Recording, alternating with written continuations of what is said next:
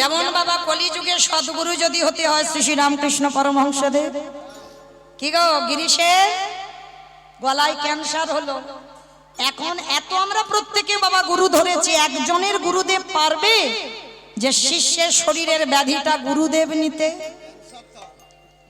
একটা ক্যান্সারের মতো মারণ ব্যাধি শ্রী শ্রী রামকৃষ্ণ পরমহংসদেব যে মাতাল, গিরিশ তো মাতাল বাবা, কোনদিন গুরুদেবকে গুরুদেব বলে স্বীকার করেনি, গুরুদেবকে কোনদিন প্রণাম করেনি। একদিন গিরিশের বউ বাবা খেতে দিয়েছে গুরুদেবকে, সে সামনে থেকে থালা কেড়ে নিয়ে ফেলে দিয়েছে। মানে কত বড় গুরু অপরাধ, কত বড় গুরু নিন্দা। তথাপি বাবা সেই গিরিশের মারণ ব্যাধি হয়েছিল, গলায় ক্যান্সার, আর এমন ক্যান্সার হয়েছে মৃত্যু যন্ত্রণায় ছটফট করেছিল গিরিশ। আর মৃত্যু যন্ত্রণায় পড়ে গিরিশের বউকে ডেকে বলেছিল, গো জীবনে কোনোদিন গুরুদেবের দেওয়া মন্ত্র জপ করিনি, তাই বুঝি আমার এই দশা, অন্তত যাবার কালে একবার আমি গুরুদেবকে ডেকে দেখি। মানে এত গুরুদেবেরকে নিন্দা করেছে, গুরুদেবের সঙ্গে বাবা কত দ্বিচারিতা করেছে। আর যেই না বাবা এসে মৃত্যু সজ্জায় একবার শুধু মরণ কালে ডাকলো, গুরুদেব। গিরিশ থাকতো বাগবাজার, আর শ্রী শ্রী রামকৃষ্ণ দেব থাকতো বাবা দক্ষিণেশ্বর কালীবাড়ি। কতটা রাস্তা।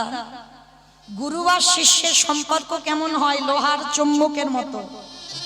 কাছাকাছি এলে বাবা যেমন চুম্বকের লোহার টান দিয়ে দেয়, প্রকৃত গুরু আর প্রকৃত শিষ্য যদি হয়, আগে থেকে বাবার হৃদয়ে জানতে পারে আশেপাশে কোনো না কোনো জায়গায় আমার শিষ্য দাঁড়িয়েছে। এদের বলবে সদ্গুরু, বাবার হৃদয় বুঝতে পারবে, জানতে পারবে, অনুভব করবে।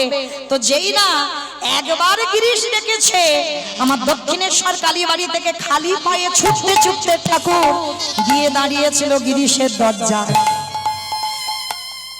তখন তো মৃত্যু সজ্জায় গিরিশ, আর ঠাকুর গিয়ে ডাকছে, এই শালা, এইরকম করে ডাকলি কেন? আর ঠাকুর তো কোনোদিন দুঃখে থাকতো না, ঠাকুর সবসময় হেসে কথা বলতো। কিরে শালা, ডাকলি কেন বল? এসেছে গুরুদেব, আমার যে যাওয়ার সময় হয়েছে। চুপ কর, কোন নাকি যাওয়ার সময় হয়েছে? শোন, তুই নাট্যাচার্য গিরিশ, তোকে বাঁচতে হবে। তোর নাটক যখন সমাজে বাজবে, সমাজ শিক্ষা পাবে। তোর নাটক শুনে সমাজের লোক চলতে শিখবে, সমাজ শিক্ষা পাবে। আর শোন, আমার আর কোনো বেঁচে থাকার প্রয়োজনীয়তা নেই। দে তো দে, তোর ওই গলার ক্যান্সারটা আমার দে তো দেখি। কি গো মা, একটা গুরুদেব দেখান, একটা গুরু। ঠাকুর বলছে দে তোর ক্যান্সারটা আমার দে। বলে গুরুদেব এরকম নেওয়া যায়? বলে যায়। গুরুদেব যখন দীক্ষাটা দেয় না, দেহটা ছিদ্র হয়ে যায়। গুরুদেব কুকর্ম করলে শিষ্যের শরীরে আসে, আর শিষ্য কুকর্ম করলে গুরুদেবের শরীরে আদান প্রদান হয়। এইবার যেই বলেছে দে ক্যান্সারটা, বলে দেওয়া যায় না। বলে দেখ দেওয়া যায় নাকি। যেই না ঠাকুর গিরিশের গলার দিকে তাকাইছে, ওই গিরিশের গলা থেকে ক্যান্সার উঠে গিয়ে আমার ঠাকুরের গলায় গিয়ে বসলো। কি গো, তাহলে গুরু যদি ধরতে হয়, এই রকম গুরু চরণে আশ্রয় করো। হ্যাঁ ওমা, কোথায় ছিলাম গো লীলাতে?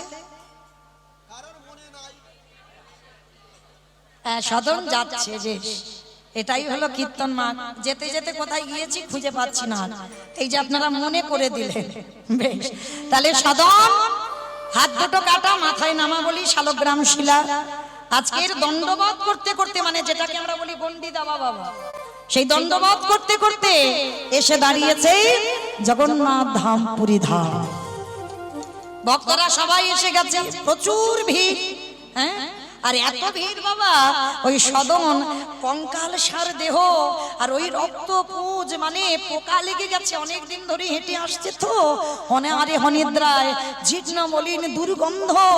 আর যেই না মন্দিরের সিংহ দুয়ারে দাঁড়িয়েছে, ওই পূজারীরা বলে উঠলেন, আয় আয় আয়, ছি ছি ছি ছি ছি ছি গো, কি গন্ধ বার হচ্ছে গায়ে দিয়ে।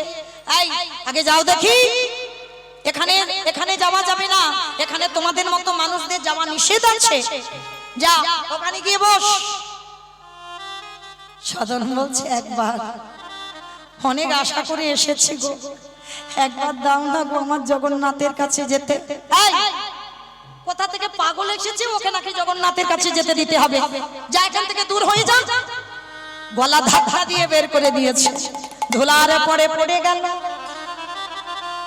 কাঁদে আর বলে, জগন্নাথ তোমায় যারা ভালোবাসে, তোমায় যারা ভক্তি করে, আমি জানি না জগন্নাথ তাদের বুঝি এমনি করে কাঁদতে হয়। গলা ধাক্কা দিয়ে ফেলে দিয়েছে সদনকে। ও মাইরা, জগন্নাথ তো অচল নয়, সচল জগন্নাথ। হ্যাঁ, যেই কৃষ্ণ সেই তো জগন্নাথ, সেই তো গৌর। তার জগন্নাথ যদি সচল হয়, আর আজকে সদন এসেছে না, পূজারীরা জগন্নাথকে তো সকাল থেকে ভোর থেকে খাওয়া শুরু করে রাত 12টা পর্যন্ত, মানে খেতেই যায়। 56 ভোগ যে খাবে না, মানে জগন্নাথ পুরী ধামে শুধু খাবার জন্য এসেছে। মানে একাদশী তিথিতেও একাদশী ওখানে বাঁধা, আপনারা জানেন। তা এইবার জগন্নাথ খাচ্ছে বটে, কিন্তু বাবা খুব আনন্দ, মানে এত আনন্দ, তা ভক্তরা জিজ্ঞেস করছে, প্রভু কি ব্যাপার, তোমার বদনে এত হাসি কেন? নিশ্চয়ই কি কিছু ঘটনা ঘটছে নাকি? বলে, শোনো, ঘটছে না, আমার এক ভক্ত এসেছে। ভক্ত? বলে হ্যাঁ, তার জন্য আজকের আমার মনটা খুব খুশি খুশি, আমার খুব আনন্দ আজকে।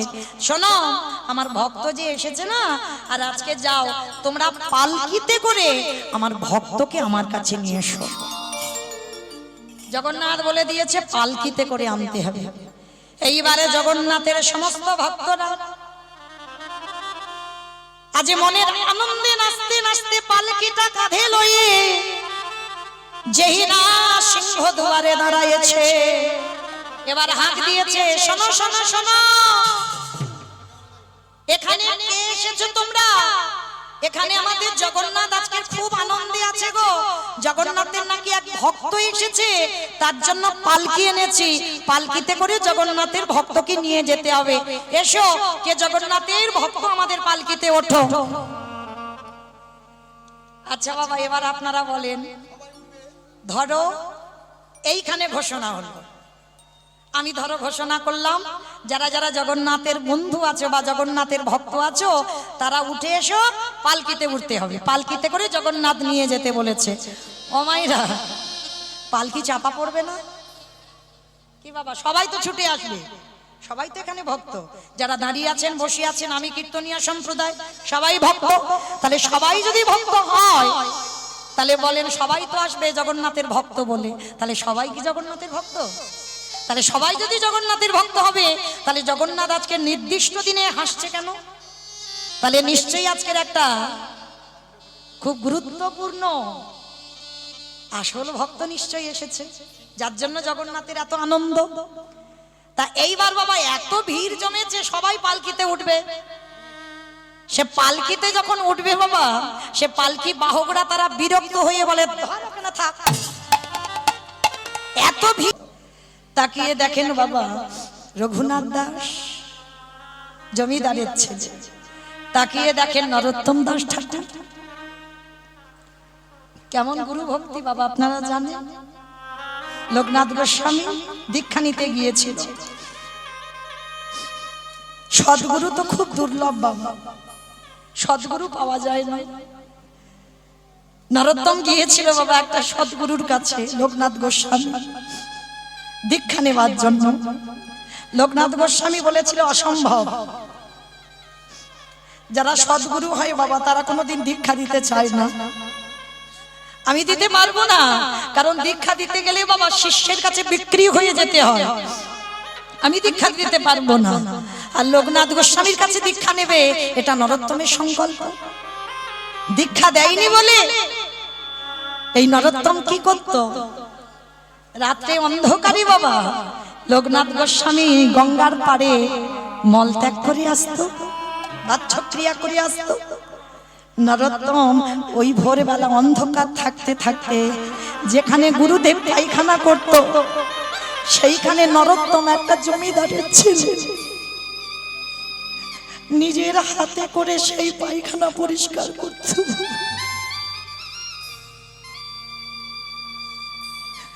কেমন গুরু ভক্তি দেখো, পায়খানা পরিষ্কার করত। একদিন লোকনাথ গোস্বামী মনে মনে ভাবলেন, আমি রোজ রোজ এই যে বাচ্যক্রিয়াগুলো করে যাই, কিন্তু এত পরিষ্কার হয়ে থাকে কি করে জায়গাগুলো? আজকে তোমার দেখতে হবে। গাছের আড়ালে মলত্যাগ করার পরে দাঁড়িয়ে আছে, দেখি কি হয়। আর যেই না দাঁড়িয়ে আছে না লোকনাথ বাবাজি আর ওই নরোত্তম গিয়েছে,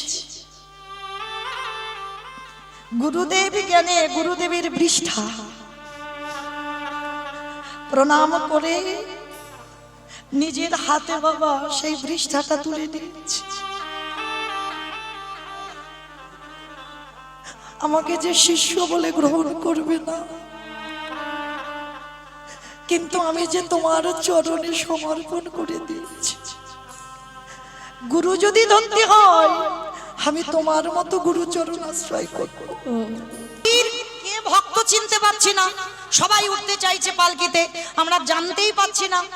ভালো করে ভাবেন বাবা, সাক্ষাতে যারা জগন্নাথের সঙ্গে কথা বলে তারাই ভক্ত চিনতে পারছে না, আর আপনারা আমরা চিনবো বলে মনে হয় কি বাবা? এ জন্মে চিনবো বলে মনে হয়?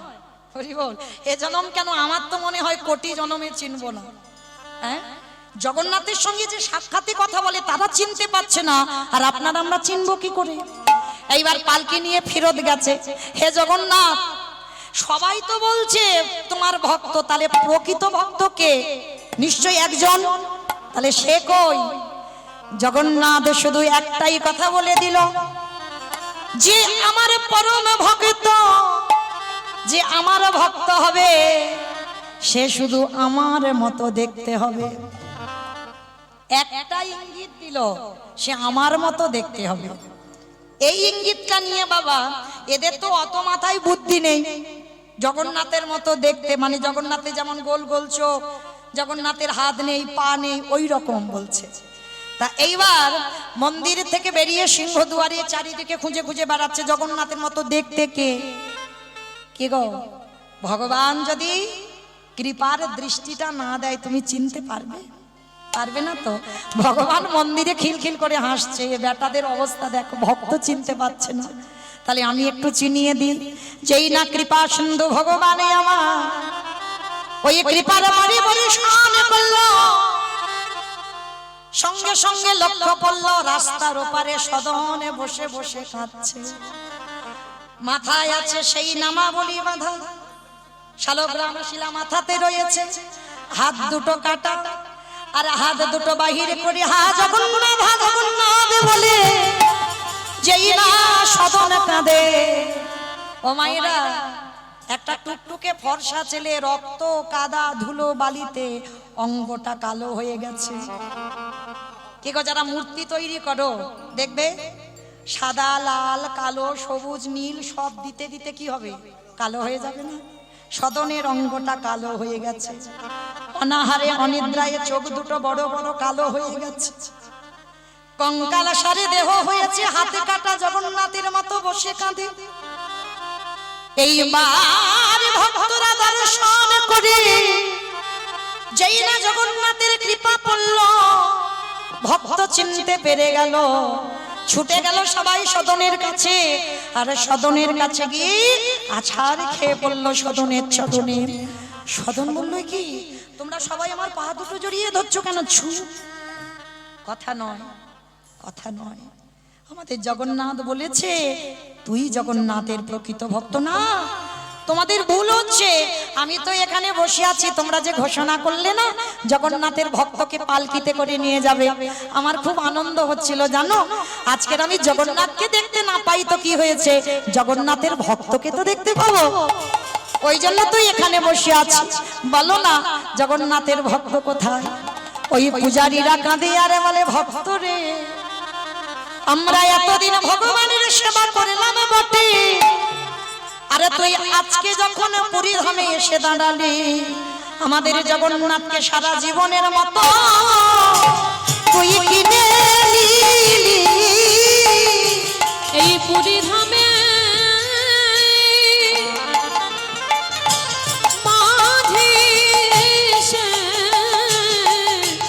আমার জগন্নাথকে কিনে নিলে ওরে এমন ভক্ত কহ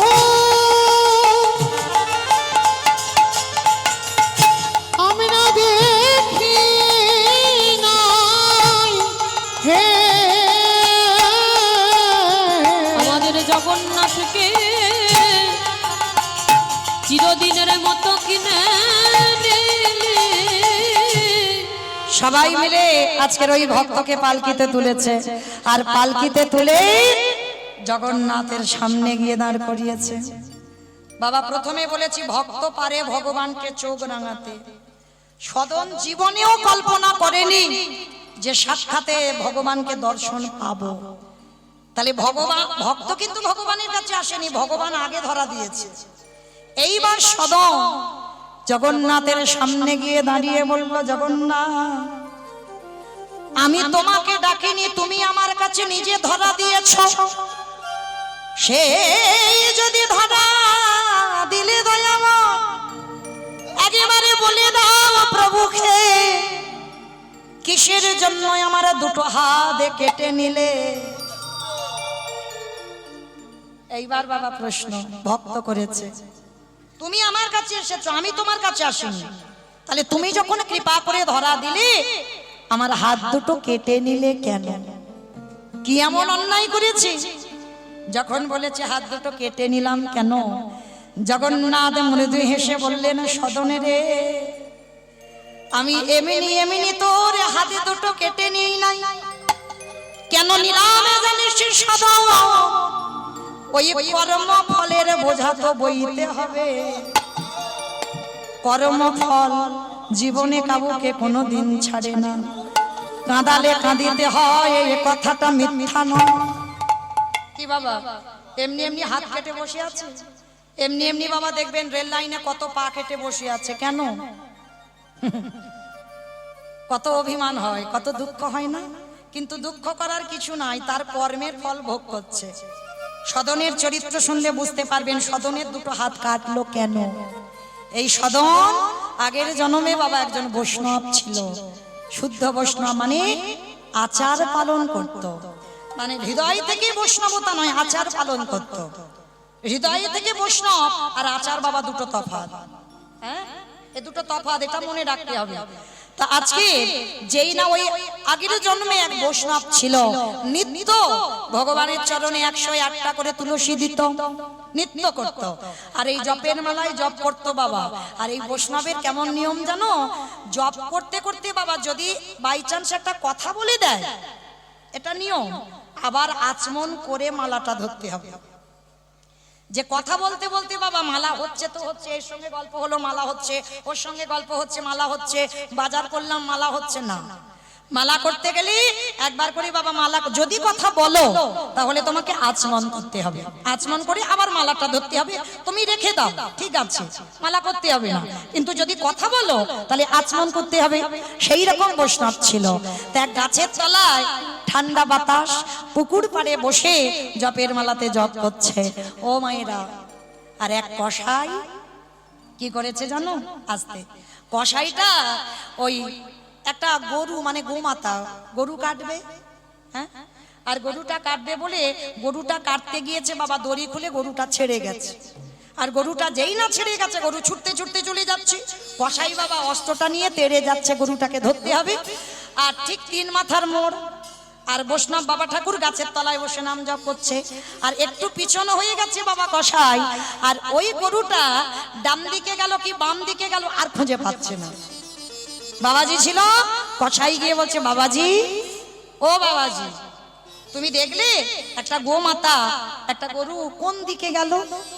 কথা বলতে পারছে না তো বাবাজি নাম করছিল, নাম করতে করতে মালাটা হাতে নিয়ে একবার শুধু দেখিয়ে দিল ওই দিকে গেছে। কি গো, কসাইয়ের সঙ্গ দিল, দিল কিনা বাবা?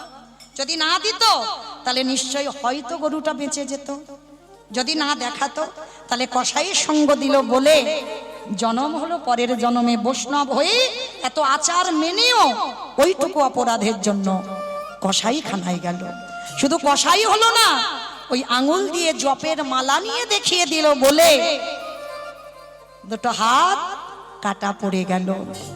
আর সেই যে গরুটাকে তেড়ে গেল কাটবে বলে, ওই গরুটা হলো সেই রূপবতী নারী, সুন্দর যুবতী, সদ্য বিবাহিতা কন্যা। ওই গরুটা নারী হয়ে জন্ম নিল। আর ওই যে কসাই মারবে বলে গোমাতাটাকে সেই ধরলো, ধরে গোমাতাটাকে কেটেছিল। সেই কসাইটা হলো কে? সেই নব সদ্য বিবাহিতা কন্যা, তারই স্বামী। তাহলে বাবা আপনারা কি বুঝলেন এইটুকু শ্রবণ করে? এমন কর্ম করব না আমরা যেন আবার 80 লক্ষ জনিতে যেতে হয়। যেমন বাবা ক্লাসে 1 2 3 4 5 এই যে উপরে উঠি, মনুষ্য জীবন হচ্ছে দুর্লভ জনম। এই দুর্লভ জনম যখন পেয়েছ আগের দিকে চাও, কিন্তু যেন কেউ এমন আমরা কর্ম করব না যেন আবার আমাদের এই কসাইয়ের মতো আবার বৈষ্ণব থেকে বাবা কসাই হয়ে পিছনের দিকে যেতে হয়। তাহলে ভাবেন ভগবান সেই বৈষ্ণবকেও ছেড়ে দিল না, কসাইয়ের সাহায্য করলো বলে কসাইখানায় জন্ম দিল। হ্যাঁ, তাহলে এইভাবে চলতে হবে, ভগবত ভক্তির হৃদয়ে থাকবে, এমন কুকর্ম করব না। ওই সদন কাঁদে আর বলে জগন্নাথ, আজি আমার চৈতন্য হয়ে গেল। এই জগতে সত্যিকারের যদি কেউ ভুল কর্ম করে থাকে, আমার জগন্নাথ জগতের নাথ হয়ে সেই কর্ম ফলের শাস্তি তাকে দিয়েই থাকে। তার প্রমাণ রইলাম আমি সদন কসাই। সবাই সদন কসাইয়ের নামে জয়ধ্বনি দিয়ে বললেন, সদন ধন্য, ভগবান তোর পাপের শাস্তি দিল বটে, কিন্তু শাস্তি দেওয়ার পরেও জগন্নাথ চরণ তলে আশ্রয় দিল।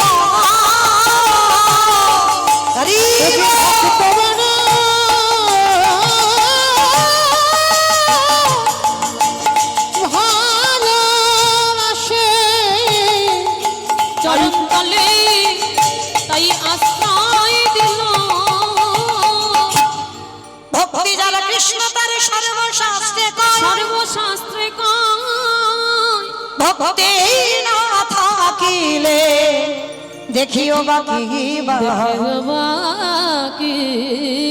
সাধিতে সাধিতে যদি কৃষ্ণ কৃপা করে, কৃষ্ণ কৃপা করে, ওগো জনমে না হয় জন্ম জন্মান্তরে। তাহলে চলে সাক্ষাতে জগন্নাথজিকে দর্শন করলেন, আমরাও জগন্নাথজিকে দর্শন করলাম।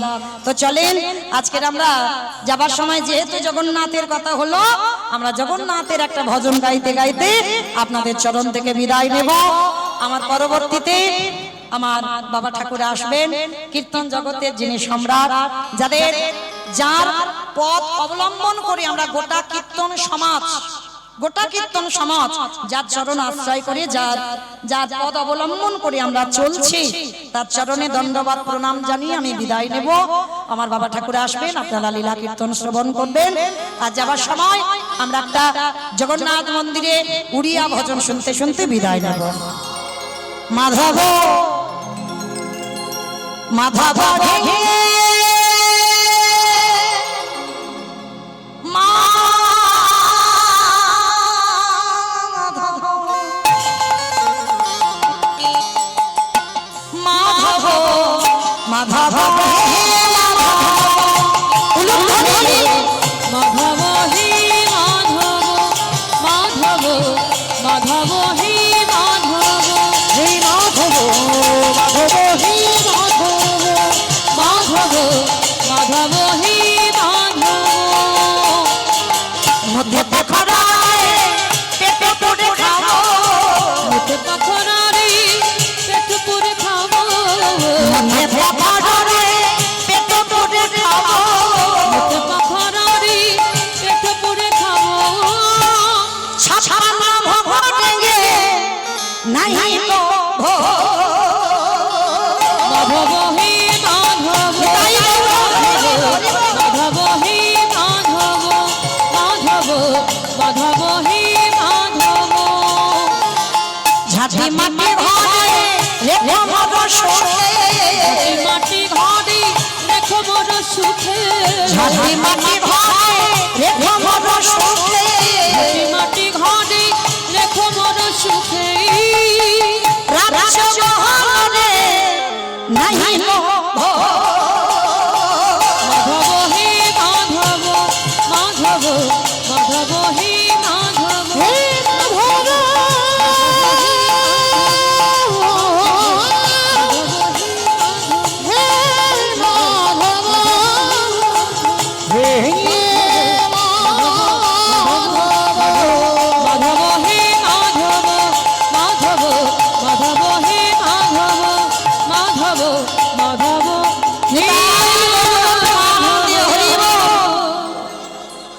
আচ্ছা যেই না আমার ভগবান জগন্নাথ সম্মুখে দাঁড়ালেন, সাক্ষাতে সদন আমার জগন্নাথ বলরাম সুভদ্রাকে দর্শন করলেন, আর দর্শন করে সদন সারা জীবনের মতো আমার জগন্নাথের চরণে দেহ মন প্রাণ বিলীন করে দিলেন। মায়েরা আপনারা বসেন, আমার বাবা ঠাকুর আসবে, লীলা কীর্তন পরিবেশন করবে।